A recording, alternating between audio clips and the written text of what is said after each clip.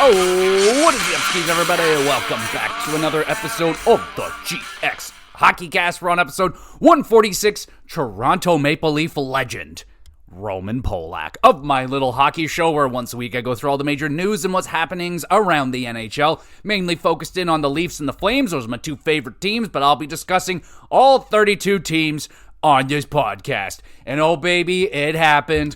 895. The Wayne Gretzky record has fallen. Alexander Ovechkin is officially, in most people's eyes, the greatest goal scorer in NHL history. Holy crap. And he did it in just amazing fashion, did he not? I mean, he scored it outside of his office, just a little bit in that dot. He launches it on the power play, and he scores for the first time on fellow countryman Ilya Sorokin in the Islanders game a few days ago. And damn, dude, I didn't get to see it happen live. I watched it after I heard it happened, and damn, dude, he freaking did the thing, man. And the closer we got to it, he wasn't going to be denied, was he? Like, I wanted him to get it done this season. He did it, and wow, dude, what an impressive season.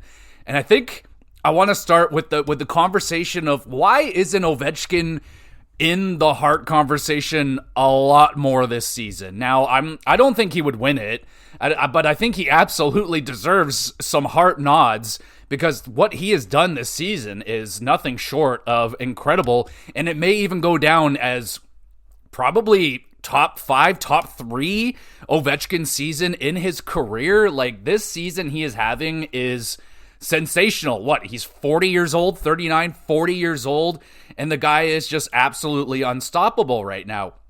In 61 games, he's got 42 goals, 27 assists, 69 points. Nice. But the crazy thing is, homie broke his leg. Homie broke his leg this year, and it didn't even stop him. Like, when he broke his leg, lots of people are like, all right, it's not going to happen this year. Push it to next season. And no, says Ovechkin. He's like, fuck that shit. I'm getting it done. He's been on a goal scoring streak right now, too. Like, 5 straight games, 6 straight games or something like that.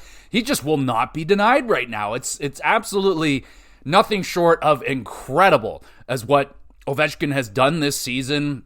You know, last season, he had a good season. I mean, it was good, but a lot, you know, the question marks started to come out now. It's like, all right, he's starting to slow down. It's official, but 31 goals in 79 games last year. It's low for Ovi, but that's still a really damn good season. But now he's got 42 in, almost 20 less games. Like, he's got 10 more goals. It's absolutely ridiculous. If he played a full, healthy season, he could have been pushing for his best goal-scoring season of the year, of his whole entire career. He's 65 goals is the best he has done. That was in 2007, 2008, and dude, the way that he is scoring this year, he could have absolutely challenged that. The way that he's going, the passion that his teammates have for getting him the goal, and then the big celebration. Well, it was a fairly big celebration. They stopped the game immediately. I love the Ovechkin celebration when he scores the nice dive, and oh yeah, I would have loved if he pulled out the hot stick celebration again, just for old time's sakes. Oh man, but jeez, that was amazing. Big celebration goes down. Immediately, the camera goes to Wayne Gretzky. He's got the biggest smile on his face. He's just happy it's over, I imagine. But he's also very proud and a very, very humble man, as it was when Gordie Howe took it, or when Gretzky took it from Gordie Howe. Gordie was very humble about it as well. He followed around Gretzky. He was one of the first guys to shake his hands and congratulate him on breaking his record and everything. And Gretzky, learning from Howe, he did the same thing for Ovi, and just a very, very nice touch. I know people are mad at Gretzky right now, but whatever. Awesome. Absolutely awesome. All the messages that came out, Backstrom talking about it. The play itself was really nice. And almost two, you couldn't have gotten two better players to get the assist on that goal this season, and Tom Wilson and Dylan Strome, man. Dylan Strome, man, he has been very, very good for the Washington Capitals. He's their top scorer this season on the team in terms of points, and he has been dishing those passes to Ovi and getting him those goals. He's been a really nice compliment to, Nicholas Backstrom leaving, and Backstrom, he should be getting his flowers during this whole thing too, because the guy's probably assisted on well over half of Ovechkin's goals, and it really, really sucks that Backstrom's still not playing and was able to be there on the ice with Ovechkin, because, dude, those guys are attached to the hip. They were the 1-2 wombo combo in Washington, man. You got the beautiful passer, and then you got the goal scorer, man, and they were just really tight friends, the commercials, and yeah, I really like that. But Backstrom was there on the weekend enjoying it, and all the nice messages to Ovechkin, obviously. I saw a little bit of the Auston Matthews one, but I was just so thrown off by how awkward and just shy he looked when he was delivering the message. And sure, I guess I brought Matthews up. People are talking about already oh, Matthews, he's gonna break his record. I'll go on the record right now and say it's not gonna happen. No offense to Auston Matthews. Yeah, he is currently right now slightly ahead of Ovechkin in terms of how many goals he has scored and the amount of games that he has played, but it's the injury thing, man. Ovechkin is a unicorn. He is having and will have a unicorn of a career, because I don't know if you can replicate what Ovechkin did. The way that he played and the lack of injuries that he had. Whenever he did get injured, he always seemed to come back faster than anyone normally would be. This broken leg this season, that I think is the worst injury of his career, and he came back faster and freaking better than ever. It did not slow him down whatsoever. And yeah, I don't think anyone in my lifetime, at least, is going to do what Ovechkin did. Ovechkin in 2016 didn't believe he was going to break Gretzky's record. He was like, I have to do 5 more 50-goal seasons fully healthy to get that done. And that's a huge, mighty task. And yeah, I don't think, from what I've seen out of Matthews, if he was fully healthy and injuries never was a thing for Auston Matthews, oh yeah, I could definitely see him challenging for it. But the proof's in the pudding, man. Look at him this season. He has been an injured mess. Let's just say that. He's got 30 some odd goals. He's been dealing with a mysterious injury for what seems to be a year now. He has been dealing with this fucking mysterious thing going on with his wrist, shoulders. I don't know what's going on with the guy, but he's already had more injuries. He's missed. I feel like he's already missed more games in his career than Ovechkin has in his whole entire career. And you generally don't get less injured as you go on. The more you get injured, the more prone you are to future injuries. And Matthews has already had quite a few. So I can't really see him hitting it with the injury history that he's already had. But I think Auston Matthews can clear 500, 600, 700 goals. Sure, maybe, why not? I mean, it's too hard to judge, man. That's just something wild. What was it, David Amber or something? He was the one that first brought up the Ovechkin possibility of breaking Gretzky's record, and that's just something you throw out there. You can be yeah, maybe, but there's so many factors, and Auston Matthews is so far away from that even being a conversation yet. Yeah, I understand what people are talking about. Oh, his goals per game or whatever is higher, and he's on a higher trajectory right now. But I don't know, man. There's a lot in that. Washington was a competitive team pretty much every single year that Ovechkin was on the team. I know last year wasn't very competitive, but they still made the playoffs. And look at them now. They've really turned things around and look like they are rejuvenated to be a really good team for a few more years here at least. And who knows? They could fuck around and win a Stanley Cup this year. That would be so freaking cool. And then that brings up even more questions about Ovechkin's future.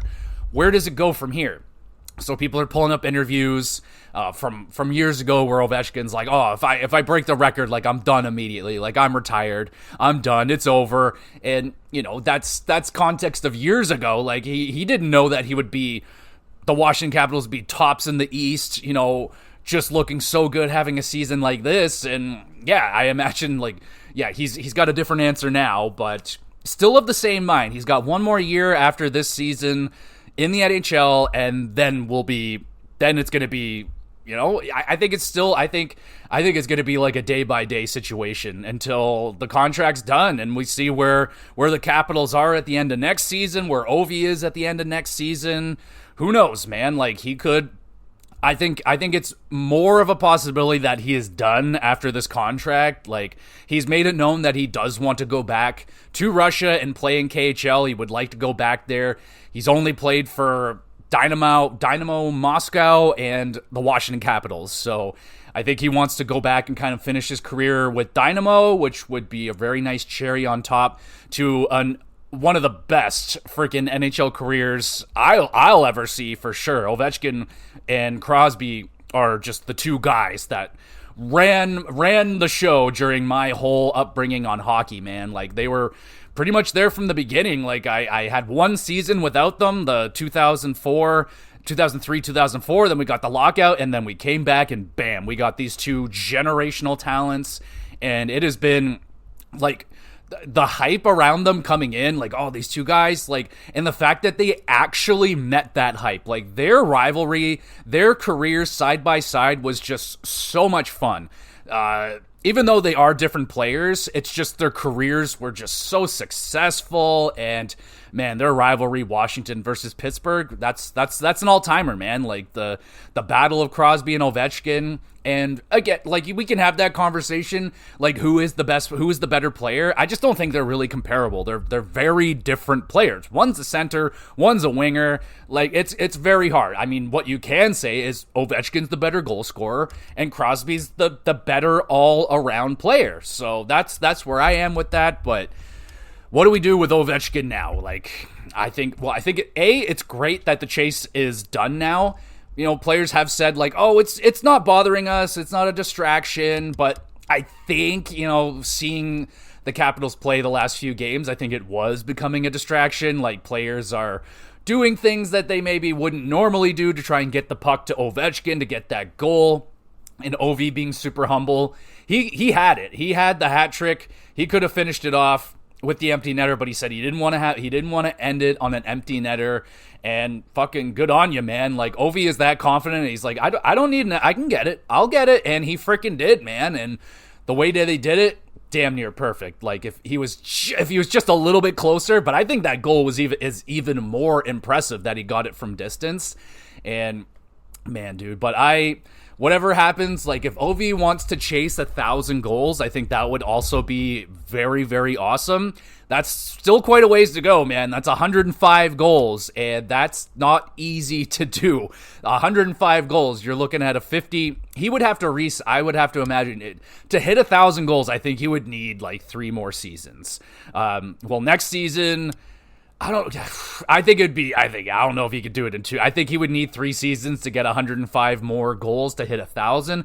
I just don't know if he's going to do that, man. I think he's going to finish it out in Russia. He really has nothing left to prove to anybody, man. He's got the cup. He's got so freaking many awards. Like, I was looking through his career stats and just looking at the amount of awards that this guy has won. Let's just go through it.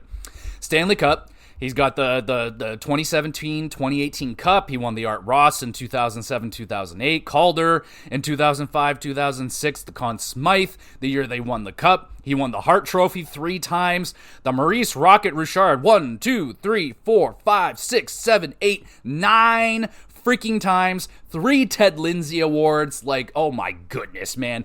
This guy, Ovechkin and Crosby, they both fall into the category for me that they don't need to wait for a Hall of Fame, whatever that time, 3 years or something. I think do it for Jágr. I think Jágr should already be in the Hall of Fame. Do it for Crosby. Do it for Ovechkin. These guys are day one Hall of Famers. Barring any shenaniganery that will get them in trouble. But Ovechkin, did you just hear those things that I listed off? The guy is absolutely ridiculous. He's also got 1,619 points in 1,487 games played. I don't think it needs to go 895 goals, making him the greatest regular season goal scorer in the NHL. Now, there's only one person that I put up against Ovechkin as the greatest goal scorer in history, and it is a guy that I didn't get to watch well before my time, but just looking at the numbers and the pure domination, and that man is Mike Bossy. Mike Bossy, you look at that man's numbers, if it weren't for injuries, I think he would have broken Gretzky's record and Ovi would be chasing Mike Bossy's record. Because Mike Bossy, I don't think that, like, just look at his numbers. His numbers are absolutely insane. Just his career got cut short. So I think Mike Bossy, all said and done, is the greatest pure goal scorer in the game. But Ovechkin, he's unfreaking believable. It's his longevity, it's his consistency, it's unmatched, and I personally don't think it's ever going to get broken. The way that the game is, injuries, like, there's a lot of incredibly lucky and skilled things that went down for Ovechkin to break this record. So I'm of the mind that it's never going to be broken. And that's amazing, man. That's absolutely amazing. You know, it'll probably get, who knows, man. I'm not gonna, like, I'll just put a period on, like, it won't happen in my lifetime. You can't say never, because people said it about Gretzky's record, and here we are, we're talking about that record being broken, and who's to say that someone someday in 100, 200, 300, 400 years won't become the greatest goal scorer and break Ovechkin's record. But I think it's safe to say for now, we're pretty safe. It's a pretty safe record. I will go down and say that, but unfreaking believable. Did you get to see it? What were you doing when Ovechkin broke Gretzky's record? And also, pretty funny, they're in the locker room and Ovi's like, and Gretzky's in there doing the speeches and stuff, and he was like, oh, they gave me a Rolls Royce when I did the thing, and Ovi's like, oh, come on, am I going to get a car over here? And they're like, oh, we'll talk about it, but come on now. It's not like Ovechkin doesn't have a garage full of Rolls Royces already. You don't need I'll take one. I'll take a Rolls Royce. Why not? My car's basically all held up by freaking zip ties. So anyway, Ovechkin breaks the record. That is absolutely amazing. And speaking of amazing, the Ottawa freaking Senators, y'all, they did it. The Senators did it. They have clinched a playoff spot for the first time since 16-17, when they almost went to the Stanley Cup Finals. But holy crap, everybody, the Ottawa Senators are freaking in. I cannot believe it. This is amazing. They're clinched. The little X is there beside their name. Isn't that freaking cool, man? Isn't that freaking cool? Now, I'm really bad at how matchups work, but I think they'd be playing the Lightning right now. I think that's how that works, or they might be, no, I think maybe it is the Leafs. Maybe that is how that works. I'm not really sure, because I think it would be the Canadiens and the Capitals, then it would be the Leafs and the Sens. And holy crap, that would be amazing. Now with the Washington and Montreal thing, that could be fun, because if you weren't there for the Halak run, the Montreal Canadiens, they had Halak, and they upset the Penguins, they upset the Washington Capitals, and that was a big freaking deal, man. Like, Halak was so good during that run, he almost stole the job from Carey Price. Like, it was absolutely crazy. So maybe there's a little bit of animosity there, but also the fact that the Montreal Canadiens are also, like, it's as pretty much done as it gets, man. Like, they're at 87 points. The closest team is the Red Wings at 79. It's over. I don't know how they're not already clinched, but it looks like the Montreal Canadiens as well are making the playoffs. Unfreaking believable, man. Like, that's so awesome. And we'll talk about what's the most awesome, but Montreal Canadiens, Ottawa Senators, 2 new players in the playoffs. Like, I love this. This is great. It sucks for the Red Wings. You know, they burnt out, man. Like, they flamed out, and it's unfortunate. They were so close last year as well. They end up missing it due to a tiebreaker with the Washington Capitals, and yeah, that's a conversation for another day. We'll go deep diving into all the teams that didn't make it, and we'll discuss what their future is, where they go from here.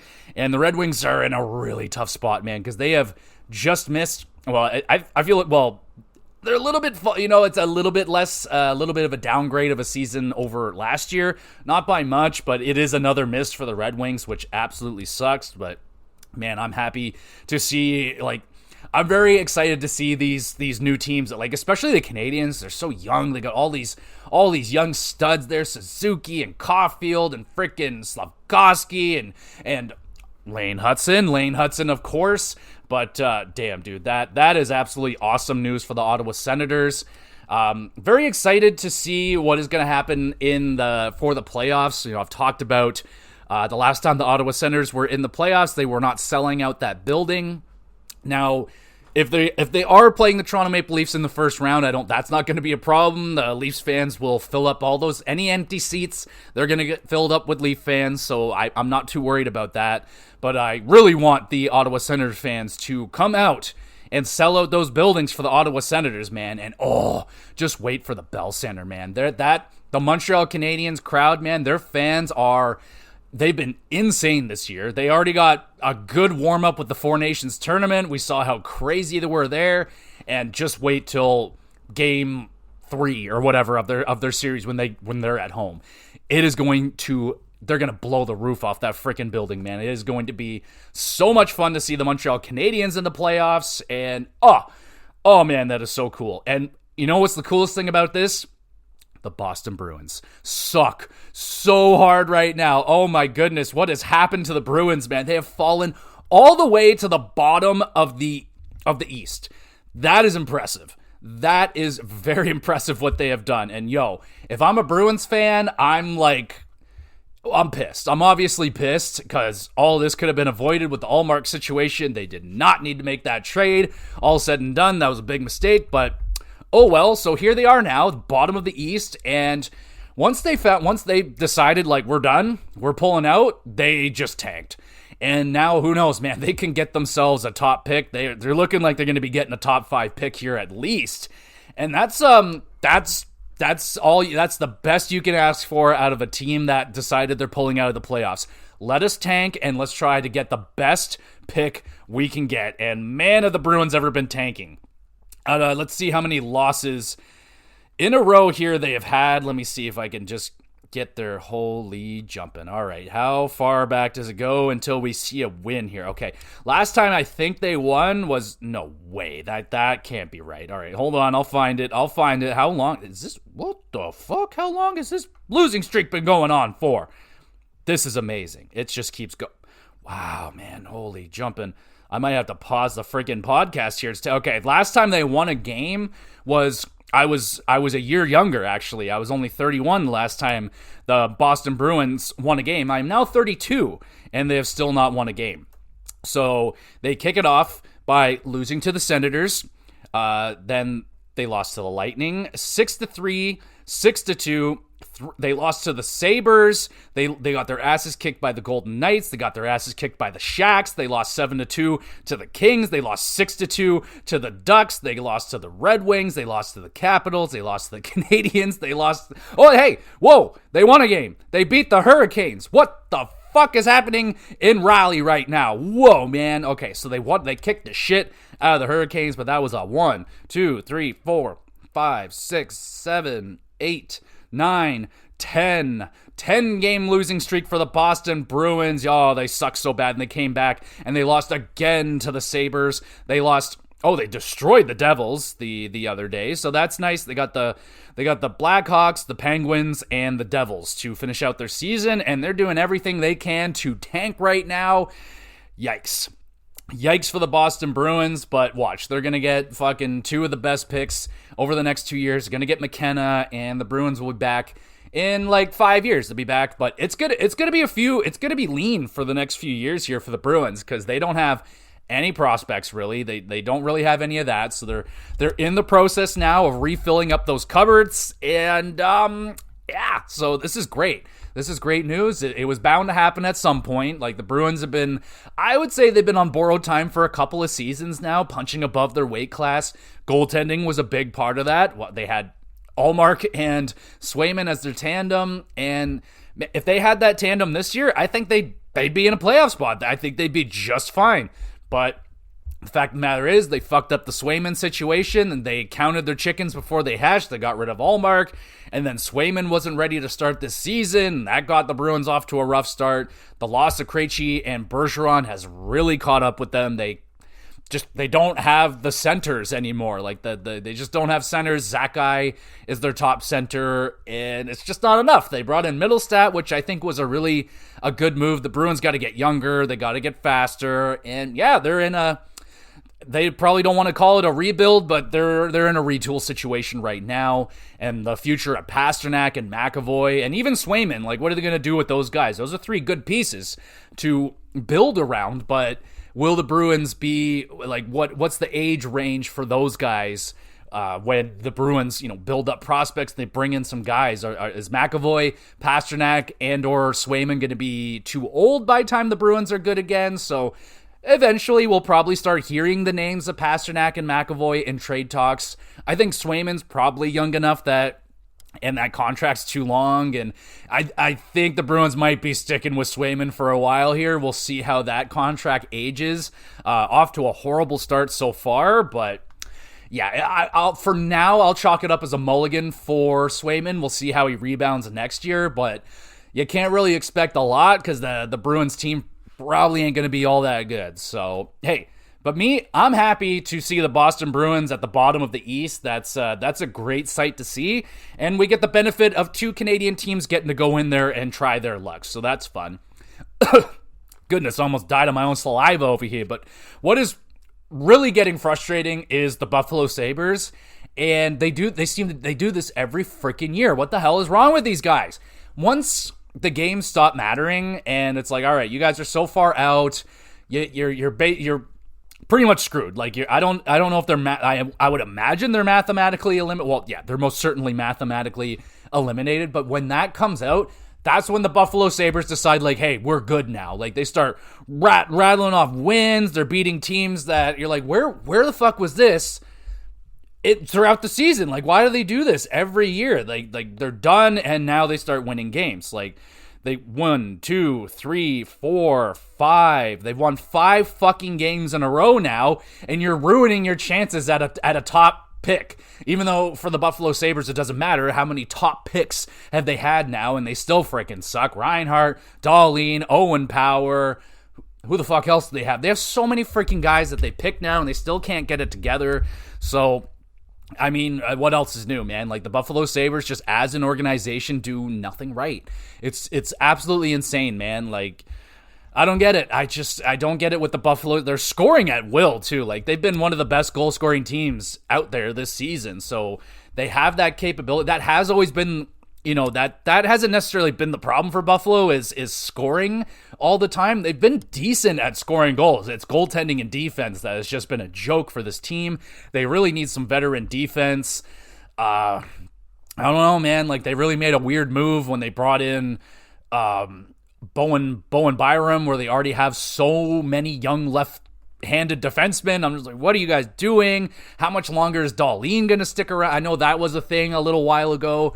Dahlin making some comments there. He's frustrated, and everyone took it as, oh, this guy wants out. Everyone, he's asking for a trade. He's like, no, he's not demanding out, but yeah, it's not going to last much longer where Dahlin's going to be like, yo, we're just spinning wheels in a tire, spinning tires in a mud pit, and we're not going anywhere. Like, this sucks. And Dahlin is too freaking good to, hopefully he doesn't spend his whole career there and just waste away what is an amazing defenseman. So, this is just yet another thing that the Buffalo Sabres do to enrage their fans, and it's ridiculous. It's absolutely ridiculous.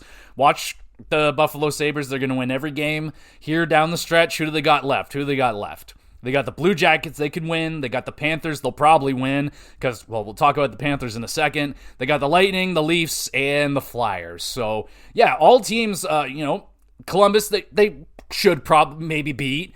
The Sabres, Leafs, and the Panthers, like, those are playoff teams. And watch, they're probably going to pull upsets off. Hopefully not against the Leafs. That'd be not great. But since we did bring up the Panthers, let's discuss what's going on with the Florida Panthers. And let's talk about Biz Nasty's comments. He's calling out the Panthers for saying they're tanking and they're losing games on purpose so that they can draw the Toronto Maple Leafs in the first round. I think that's straight up tinfoil hat shit right there. Like, I think that's just Biz trying to start up some shit, get some stories going, get some heat, whatever he's got to do, man. Like, he's a storyteller, he's an entertainer, he's got to do what he's got to do. And no professional team is doing that. Like, why would the Panthers want to draw the Toronto Maple Leafs when they could maybe draw the Sens or the Montreal Canadiens. I think those are teams that they would prefer to get. Like, yeah, I still think that the Panthers match up good against the Leafs. They've whooped their ass all this season, and me as a Leaf fan, I don't want the Panthers. I don't want anything to do with that fucking team. But the reason they're losing right now is because they're hurt. They don't have if they don't have Barkov, they don't have Tkachuk, they don't have Ekblad, like, they're hurt. Like, yeah, obviously they're going to start losing games here. Like, I don't give a shit. Like, I don't think they're tanking whatsoever, man. I think they're just hurt, and they're just hanging on right now, trying to get healthy and stay healthy and worry about the playoffs. This is a team that has been to the Stanley Cup final 2 years in a row. I think they know what they're doing, and they're like, well, what the fuck ever, man. Like, the Leafs, they don't have any advantage on home ice or road. It doesn't matter. They're gonna if they're gonna choke, they're gonna choke. It doesn't matter if they have home ice or they're on the road. They will choke at home. Home ice advantage doesn't exist for the Toronto Maple Leafs. That's not a thing. It just isn't. The home crowd doesn't get the Leafs going. It's a disadvantage, honestly. I think the Leafs play better on the road in the playoffs as well. Like, I don't see very many wins at home for the Leafs. But anyway, I'm not worried about it I am worried about it if they draw the Panthers. It would all depend on how healthy they're coming into the playoffs. Like, if the Panthers start and they don't have Tkachuk, they're not going to have Ekblad for a couple of games. And let's just say if Barkov and Tkachuk aren't there, I want them. Like, and the Leafs, if they lose that series and they had an advantage, like, oh, they didn't have Barkov in the lineup for the first two, they didn't have Ekblad in there for the first two, Tkachuk maybe misses the whole first series, and you still lose, then you fire every single person, you send them all into the sun, you put them on a rocket ship, and off to the sun you go, because there's no fucking excuse. But all teams that the Leafs could draw, I see the Leafs losing to any team. They could somehow the Chicago Blackhawks could make the playoffs right now, and if they drew the Leafs, even though it's impossible, I would still worry. It doesn't matter. The Leafs will always find ways to lose. It doesn't matter who they're against. Doesn't matter. So that's my I don't care. If the Panthers want to do that, which I know they're not, because that's just crazy, whatever. So be it. But right now, man, the Leafs playing pretty fucking good right now, man. That game, I guess there was a game on Tuesday. It was so sleepy that I didn't even realize it. I didn't even know they played on Tuesday. That's my bad. But I watched the game last night against Tampa. That's some pretty decent playing right there, man. Now the Leafs, in traditional fashion, they let the other team get into the game. They always let whoever, if the Leafs get off to a hot start like they did last night and they get 2 goals in like 5 freaking minutes, they're off to a hot start. They just cannot hold down a game for the full 60, and it's extremely difficult to do. Like, I'm not like, oh, it's super, like, why can't you guys do it? It's super easy. Like, no, that is a very difficult thing to do especially against a team like Tampa Bay, who's got a very pissed off Kucherov out there last night. Hedman was being ridiculous, but the Leafs showed that they got something on Vasilevsky, man. Like, the Leafs have really never had a problem scoring on Vasilevsky. So that was a good sign. I thought Stolarz played very, very good last night as well. Morgan Rielly still worries me. He's making some not good plays the other night, but the star of the show, Matthew freaking Knies, man. Oh my God, dude. This guy, he's getting better and better every game, and his price, I swear, it's just going up and up and up, and I'm getting more and more terrified of what that contract is going to look like for Matthew Knies. Oh, I remember, like, I think 3 weeks ago, I was like, oh, fuck, 8x8 might be crazy. Like, we might be crazy to do that. And now, like, I think that those days are gone. 8x8, you kidding me? This guy's probably going to be asking for, like, $10 million. Like, I think he knows what he might be. And, we are seeing a very special player emerge for the Toronto Maple Leafs. The fact that he's got 30-plus goals, all those hits, and he just looks bigger and bigger on the ice. But he's so wide. His head is massive, and he is really starting to just put his stamp out there on the ice. Like, he is just big. He's not hammering people, but it's just his size is just so, he's hard to move, man. He's hard to deal with, and he's just getting bigger and stronger and more confident. And the hat trick against Tampa, he got that hat trick against the Bruins, and like, I cannot wait to see this guy in the playoff this year. I think this is going to be like the coming out party of Matthew Knies. Like, this season was his coming out party, but I think the playoffs you're going to see like, oh my, this guy is going to be a game breaker. I really, really hope so. I hope he becomes that. He's becoming it right in front of our eyes right now. What we're seeing him do this season, that line is very, very deadly, and the other lines are starting to come to life too. McMahon, Tavares, and Willie, that's really become a deadly second line. Tavares has been ridiculous. He's been sensational. Willie is Willie. He's the second highest goal scoring guy in the league right now. And then Bobby McMania. Oh my goodness, man. This guy has been awesome. Absolutely awesome. Some ups and downs, but he seems to really have a grasp on his spot right now. And he's locked in on that second line. So that's good. The third line's starting to come to life. Like, I know people are still shitting all over Scott Laughton. And I mean, yeah, looking back on it, I really do wish the Leafs kind of pulled that trigger and got the big guy, got the Ryan O'Reilly, got the Brock Nelson, got the Braden Shen. Like, that kind of seems like the move that the Leafs needed. Because, yeah, Scott Laughton hasn't made an impact on the team, like, not a big impact. And thinking about it now, like, yeah, I think the Leafs needed that impact player. The way that Rantanen went to Dallas, I'm not saying that the Leafs could have gotten well, they tried, but I think they needed that big impact top six player, and Laughton wasn't it, isn't it. I still like the Laughton addition. I do. I think they needed a third line center, even though he's not necessarily playing that third line center role. I still like Laughton's addition. He's going to help the team next season, and Brandon Carlo's looking really good, man. At the fight last night with McMahon got in the fight? Pretty good. I like seeing that stuff. Domi's been playing better. Yeah, you would want a lot more goals out of him and points. But yeah, we'll see what's going on with Max Domi, man. Again, he can really rectify a rough season with an amazing playoff run. So hopefully that happens, because he's looking pretty good lately. Robertson, oh my good, of course. He gets scratched, 3 games in a row? And he's coming back with the goal, and he gets 2.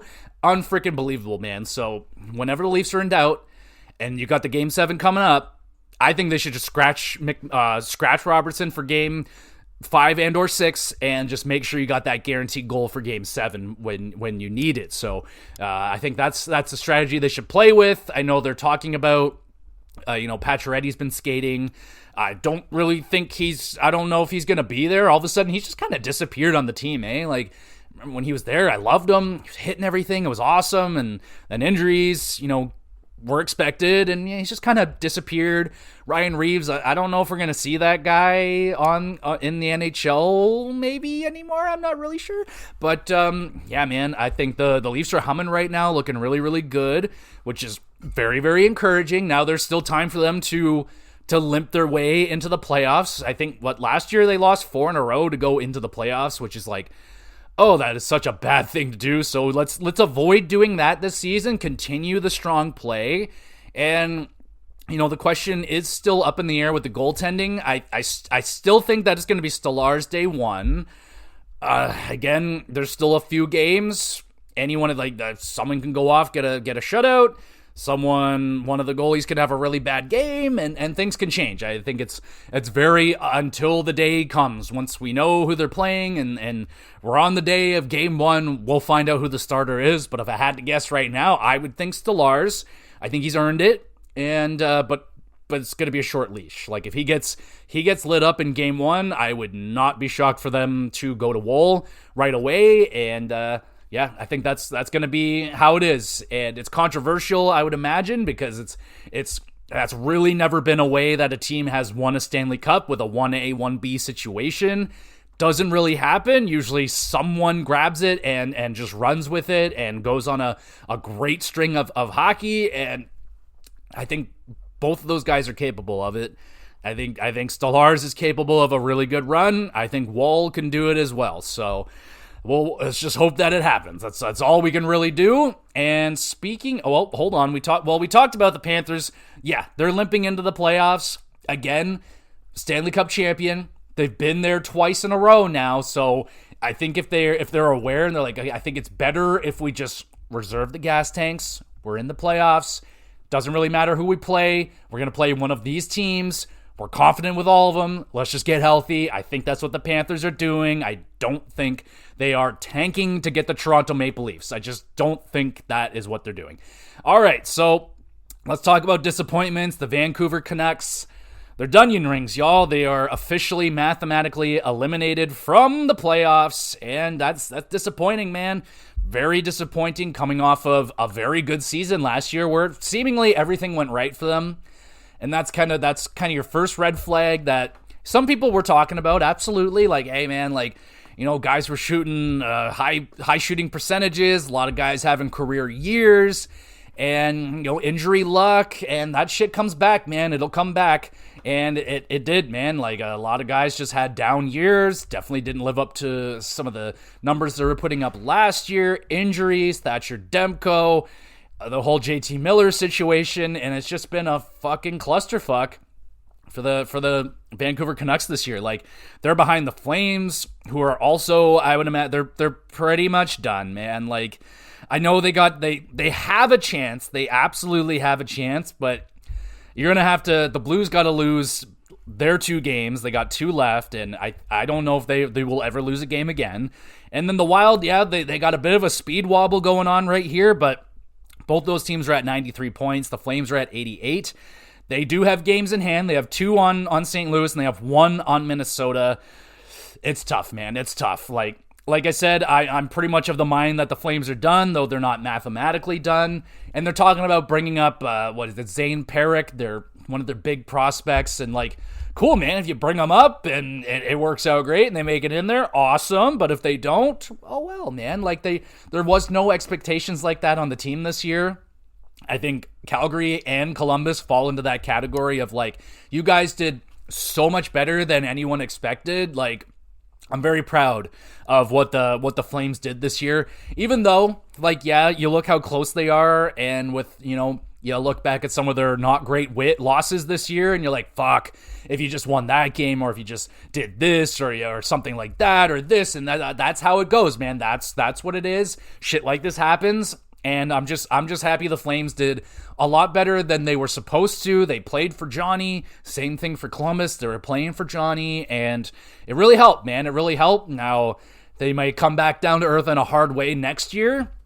We'll see. And yeah, it might hurt the team that they're higher up in the standings than maybe they should be, and maybe not getting that top prospect that they should be trying to collect right now. But like I said, it's we'll see, man. Like, the draft lottery could fall in their favor and they could get in there. But right now it's looking like the Flames are still kind of playing in that mucky middle area, which is not good.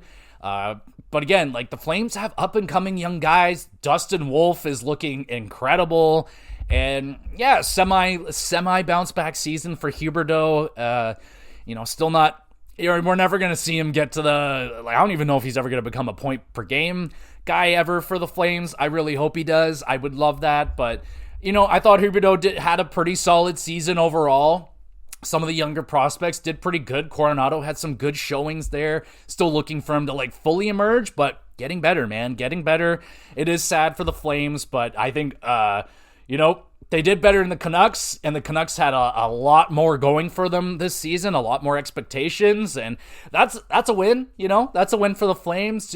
But it's a big disappointment for the Vancouver Canucks fans, man. And this just been a problem for the Canucks for a very long time, man. They have very much so struggled with consistency. They don't tend to stay in playoff contention very long. Last time I remember them being like a threat for a while was with the Sedins. And yeah, ever since then, they've been puttering, like a playoff appearance, then they missed for like a year or two, and they're back in there looking great, and then like fucking relationships fall apart.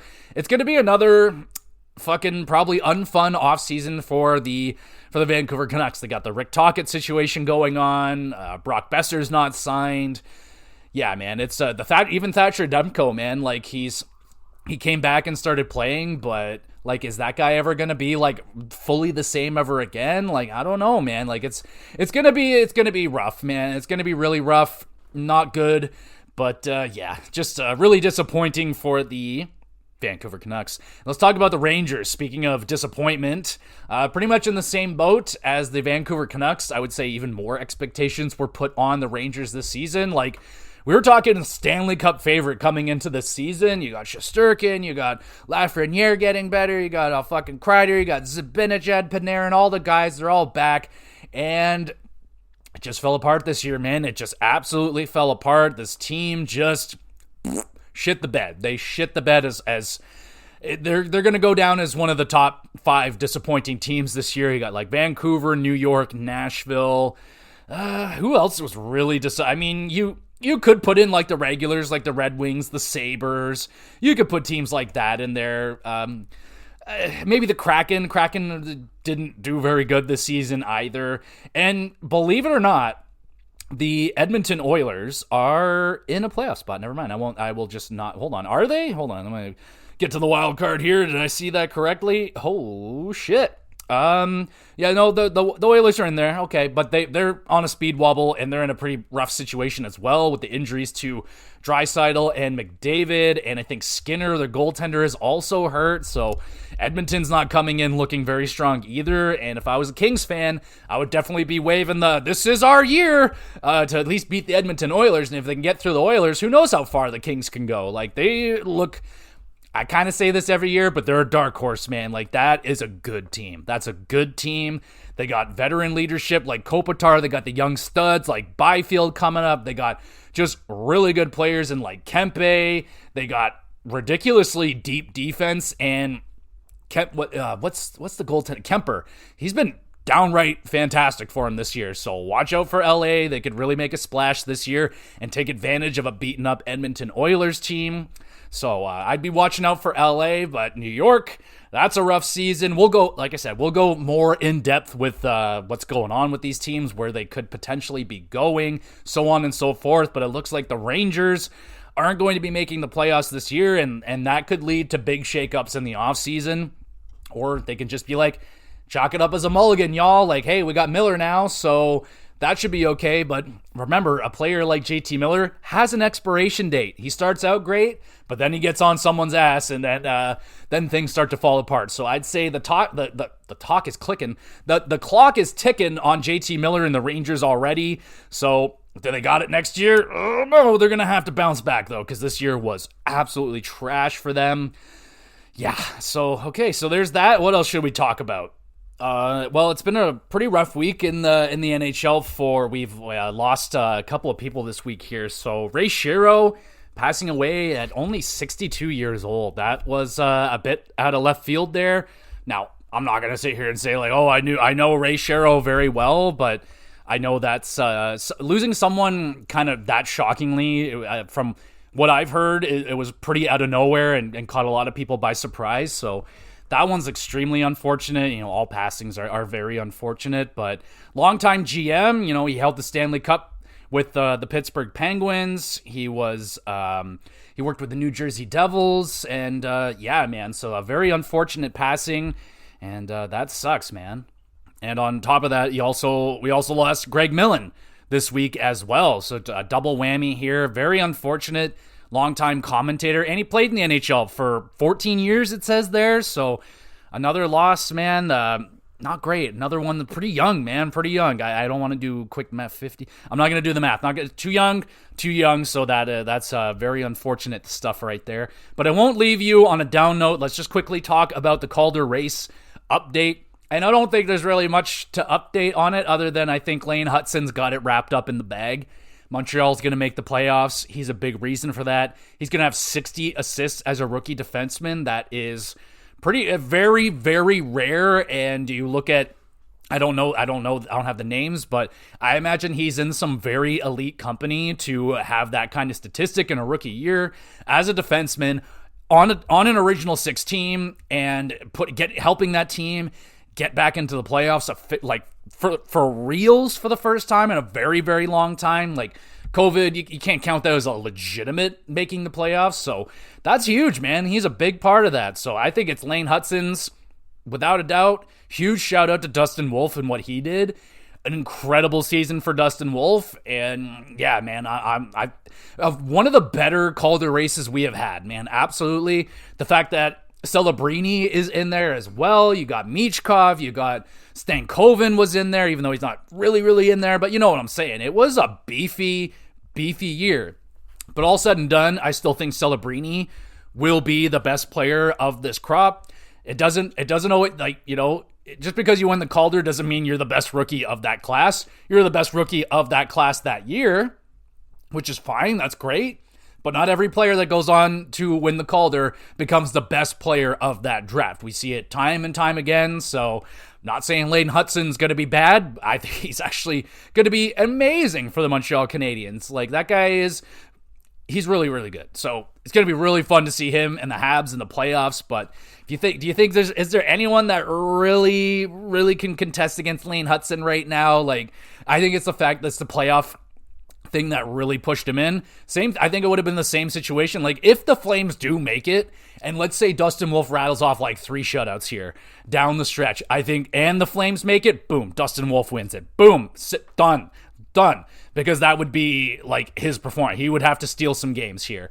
But Dustin Wolf, huge shout out. Celebrini, huge shout out. Like Michkov, like I said, if he wasn't under Tortorella this whole year, homie could have had like 40 some odd goals, man. Like, who knows? The way that he's been scoring since the firing of Tortorella, he's been on fuego. So that's really cool. But let me know, who do you think is going to win the Calder?